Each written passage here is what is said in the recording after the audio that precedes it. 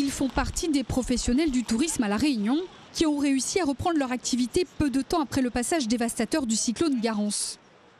Mais au quotidien désormais, les gérants des sociétés de parapente doivent faire face aux conséquences de l'épidémie de chikungunya sur leur entreprise. Avec Garance, forcément, il y a eu un petit peu de moments difficiles, mais nous, dans l'activité, on a pu reprendre quand même assez rapidement en termes de météo.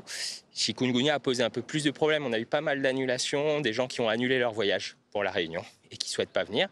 Et après, des touristes qui l'ont aussi, comme la population réunionnaise. Donc forcément, un petit impact sur les plannings. Ouais. Aujourd'hui, les professionnels des activités de loisirs enregistrent une baisse générale de 35% sur leur chiffre d'affaires à l'échelle régionale. Alors pour eux, la venue du président de la République dans l'île est l'occasion de mettre en lumière leur situation et de réclamer un maximum de soutien.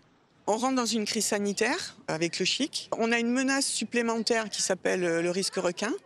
Et aujourd'hui, on n'a aucune garantie de financement pour l'ensemble de ces dispositifs qui vont nous servir, nous, en tant qu'entreprise, à passer cette période difficile. On sait qu'on va s'en remettre.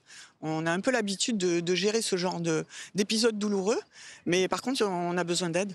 Tous les dispositifs qui ont été mis en place pour Garance, au moins les prolonger le temps de la crise sanitaire. Et puis nous apporter des garanties de financement aussi sur la sécurisation du risque requin. Du côté des hôteliers, si du point de vue de la fréquentation, le début d'année s'annonce moins catastrophique que prévu, il y a selon eux urgence à démoustiquer plus, mais surtout à communiquer vite et mieux sur l'île.